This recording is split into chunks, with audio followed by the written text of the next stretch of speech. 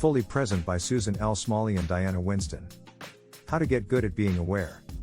We have more to do now than ever before. Between work, chores, and the constant distractions of our digital devices, it seems like we never have time to just relax and enjoy the moment. Leading experts on mindfulness like Susan Smalley and Diana Winston say that's not true. Even worse, it's a mistake that can be very dangerous. Living on autopilot isn't a good way to live. In the long run, stress and worry get the best of us all if we don't do something to stop them. Meditation helps with this. It's an ancient practice that has been shown by science to improve our health and happiness. It's a great way to clear your mind and relax your body. The good news is that you can start doing this right away and make it a part of your daily life. Along the way, you'll also learn why pain doesn't mean you have to suffer, how a grape can help you, and how to be careful when you're in the middle of a children's playground. Eating mindfully lets you really enjoy what you're eating. You may have heard the myth that city kids don't know that cows give milk. Why do people believe these kinds of stories so easily? Maybe because they talk about a real problem. Humans have lost touch with nature and the food they eat. So, this is where eating with awareness comes in. Mindfulness is usually about paying attention to the present moment, so it makes sense that it could help you enjoy the food on your plate. So, how does it work? It's pretty easy, and you can start practicing it right now. Grab a grape or any other fruit you have on hand and settle down. Close your eyes, cross your legs, and sit down. Think about where that grape came from before you eat it. It had to grow from a seed, right? Think about the long trip it took to get to you. First, it grew a small vine from a seed. As it grew, it took in light, water, and nutrients. When it was fully grown, it turned into a vine that bore fruits with seeds inside. But that didn't just happen. People put that seed in the ground, took care of the vine, and picked the grapes. Others put the bunches in boxes and put them on trucks, which drove along roads until they got to a grocery store. Let your mind think about all the things that led up to this one grape being in your life. You are now ready to try the grape. Your thoughts will have gotten you interested and made you more aware. Open your eyes and look at the grape like it's the first time you've ever seen one. How does it look? Is the skin dull or shiny? What happens when light hits it? Lastly, you should ask yourself if you really want to eat it. If you have some, now is the time to eat. Chew slowly and give each flavor a chance to hit your taste buds. Pay attention to the thoughts, memories, and ideas that come to mind as you enjoy the taste. There's a good chance that was one of the best grapes you've had in a long time. Mindful eating makes you more aware of both the what and why of the food you're eating, so you can really enjoy it. It's not easy to change your habits, but there are ways to do it. Once you have a habit, it's hard to break it. That's not always good. Whether it's smoking, eating too much, or spending too much time online, many of the problems in modern society are caused by bad habits. There's a good reason for that: it's hard to break old habits. Why? Well, economist Stephen Levitt and journalist Stephen Dubner say that it all comes down to incentives and consequences. Take the example from their best-selling book, Freakonomics. Researchers looked at how often medical staff at Cedars-Sinai Hospital in Los Angeles washed their hands. This study became well known very quickly. When they asked doctors and nurses how often they washed their hands as required by hospital rules, 73% of the time was the answer they got. Hidden cameras showed that staff only washed their hands 9% of the time, even though hospital rules required them to do so. What was happening? Well, the hospital administration hadn't done anything to reward people who follow the rules or punish those who didn't. People need a little push every now and then to get into good habits. When the hospital added more hand sanitizer dispensers, gave rewards to people who wash their hands often, and put up big posters of bacteria cultures growing, the medical staff quickly changed the way they did things. The same is true for making good habits, such as being mindful. Simple tricks can often help a lot. Setting an easy goal, like practicing mindfulness for 5 minutes a day, makes it seem much more doable. And here's another great tip: make sure your new habit has a place to thrive. That could be a small space with no electronics where you can sit and think. You should also pay attention to what your mind is telling you.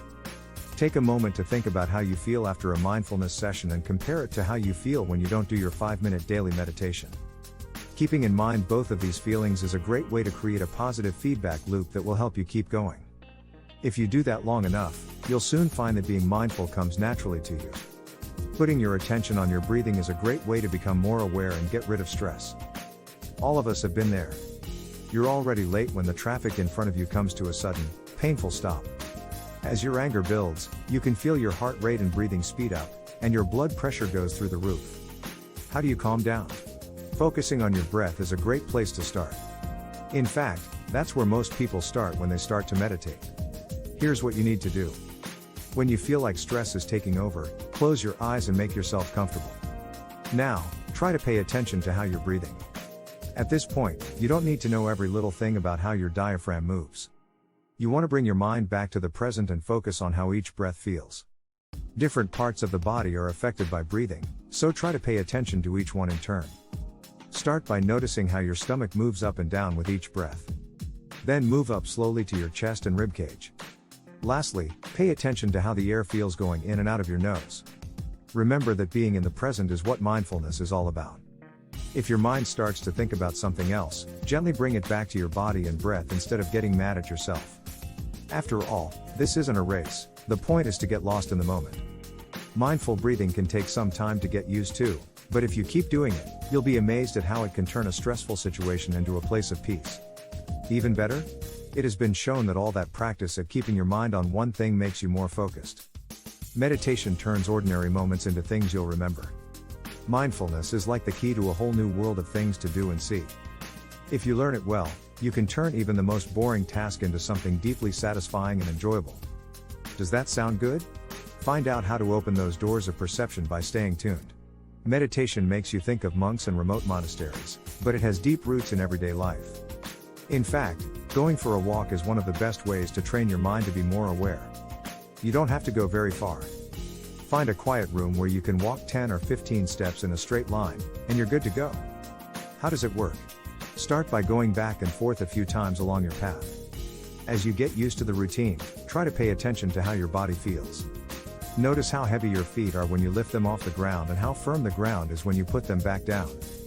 Try out these feelings by shifting your weight from your right foot to your left foot and back again. Keep on walking. Change the speed. Try walking fast, slow, and at a normal speed. Which speed helps you focus on what you're doing in the moment? This is an exercise that needs to be done over and over, just like mindful breathing. At first, your mind will probably be all over the place. The key is to get them to come back to the present and try again. Once you get into the swing of things, you'll be surprised at how quickly time goes by. But that's not the only way to make something ordinary stand out. The body scan meditation is another way to train your mind to be more aware. This is how it works. First, you should find a comfortable place to sit. The idea is to look at each part of your body and pay attention to how it feels. Don't forget that the point isn't to judge yourself, but to just watch. If you feel tense, don't make a big deal out of how worried you are. Just take note of it and move on. Start at the top of your head and work your way down, focusing on how your face, neck, shoulders, arms, etc. feel. Do this for your whole body, taking in as much information as you can. This is a great way to center yourself in the present, just like walking meditation. We often make pain worse than it really is, and being aware of this can help us feel better. An old saying says that you can't avoid pain, but you can avoid suffering. That might not make a lot of sense. After all, you can't separate the two. Isn't it true that pain causes suffering? Well, not quite. We often turn unavoidable pain into suffering, which makes it a lot worse. Think about giving birth. There is definitely a lot of pain, but different women feel that pain in many different ways. Some people suffer a lot and remember it as a horrible time. Others see it more as an experience that changed them than as a traumatic one. This is because pain and suffering are not the same. While the first is about as objective as you can get, the second is all about how you feel. How we react to pain often leads to more suffering and mental pain. Take Rachel, a client of the author. She has a condition called chronic fatigue syndrome, which causes her to feel tired all the time and hurt all over. Rachel can't avoid these, which is too bad. But she can choose how she responds to them. When she met the author for the first time, she judged her for her condition and was angry and down about her life. That made her situation much worse because it added emotional pain to the physical pain she was already feeling. This is where being aware comes in. When we're in pain, we often make it worse by thinking about it all the time. This causes mental stress and more tension in the areas that are affected. Mindfulness meditations untangle these physical and mental knots, which lets your body relax while you clear your mind of thoughts. And this is the point of exercises like mindful breathing meditation. If you do these exercises often, you'll find that pain is much easier to deal with once you separate it from the pain you cause yourself. Mindfulness can help you feel better about your feelings. Having bad feelings is a natural part of being a person. We all get mad, sad, jealous, or depressed sometimes. The problem is that we don't always know how to deal with these feelings well. In fact, most of us react to bad feelings in ways that are downright unhealthy. Most of the time, this is because we didn't learn how to deal with our feelings as kids. After all, schools don't have a class on emotional intelligence. So, it's up to our parents, but they don't always teach us how to deal with our feelings either. In the end, many of us use our parents' bad ways of dealing with tough feelings without even realizing it. If we grew up in a family where people fought and complained loudly about their feelings, it's likely that's how we deal with our own. The same is true for kids whose parents are more strict. When things get emotional, they tend to push their feelings down. It's not healthy to take out your problems on other people. Nor is keeping our feelings to ourselves and not telling anyone. So, what should we do? Well, mindfulness meditation can teach us how to deal with our feelings in a better way. This is how. We can take a deep breath and notice how we feel when we have a strong emotional reaction. Try to call it something. Is it anger or fear? Can we deal with how we feel? If not, we can look into what other feelings go along with that first feeling. For example, we might think that shame makes us angry. Can we handle this extra feeling? Now, take your attention away from the mind and back to the body. Where is this emotion coming from? Is it related to a stomachache or tightness in the shoulders? Is there anything we can do to make these symptoms go away? Lastly, we can ask ourselves if this way of thinking about an emotion has changed how we feel about it. This again takes time. When we think about how we feel for the first few times, not much will change. But with practice, we can learn to look at our feelings with a lot less bias. Self-hatred can be fixed with loving-kindness, which you can learn through meditation. People's feelings of self-hatred and self-doubt are one of the most disheartening things about modern American culture. Even Meryl Streep, who has been nominated for a record-setting 21 Academy Awards over the course of her career, once said that she still has doubts about how good she is at her job. So, what should we do? Well, loving-kindness is the best way to stop hating yourself. That is a way to meditate that comes from Buddhist practices. The main idea is to feel love for yourself. The best way to do this is to think about someone you really care about. Once you have a clear picture of that person in your mind, take a moment to think about how you feel about them. Now, let that love and kindness spread outward and try to focus it on yourself. If that doesn't work, you might find it helpful to picture yourself as a child instead of as you are now. That works because we all have a lot less to say about children and are much more likely to be kind to them. Kindness, on the other hand, does more than just help you feel better about yourself. It can also help you remember what makes you feel good about the world. Return once more to a mental image of someone you love, but this time try to direct that love toward other people you love, like your friends. Once you've got that down, you can start broadening your scope and send loving kindness to strangers. That could be anyone from a random person you saw on the street earlier in the day, to the bus driver or barista at your local cafe. With a bit of practice, you'll even be able to extend this positivity to people who you don't particularly like. Doing that is a great way of channeling your positive energy into both yourself and the world around you. Using different ways to meditate helps you develop different kinds of awareness. Imagine a park bench next to a busy playground. The sound of children screaming, squabbling and shouting is deafening. There's no way on earth you'd be able to meditate here, right? Well, you can. It all comes down to what kind of mindfulness you're practicing. There are two basic types of mindfulness. Let's call them focused mindfulness and open mindfulness. As the names suggest, the former is about paying attention to one particular thing like your breathing. The latter, by contrast, is a way of being attentive to the whole world of sounds, sights and smells around you. Let's go back to that bench by the playground.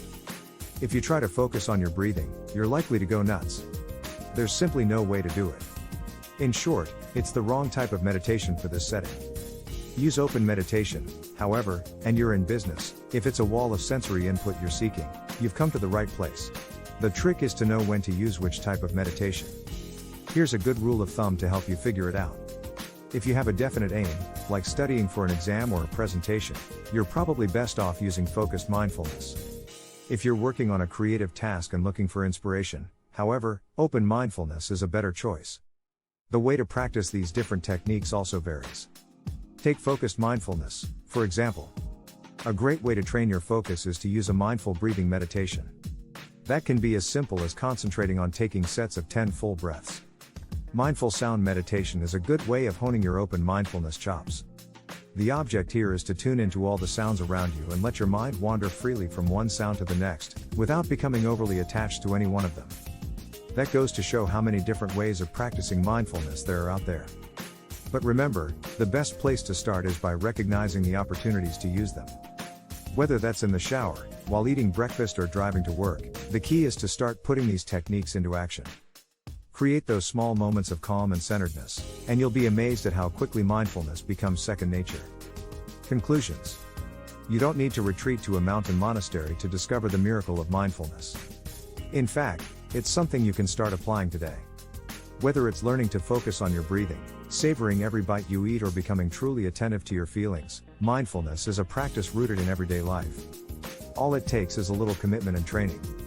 The payoff? Emotional balance, more self-worth and less suffering, for starters. Even better, it'll teach you to savor those small moments of calm and pleasure that make all the difference on a stressful day. What you should do to put what you've learned to use. Give yourself mindfulness cues. Okay, you now know all about the benefits of mindfulness, but how are you going to remember to make time for meditation when you're already rushed off your feet as it is? Well, cues will help you embed mindfulness in your everyday routine. Choose an everyday object, like a plate or a pen. Found one? Great, that's your mindfulness cue. Every time you use that object, it'll remind you to take a break, breathe deeply and focus on the moment. Thanks for watching.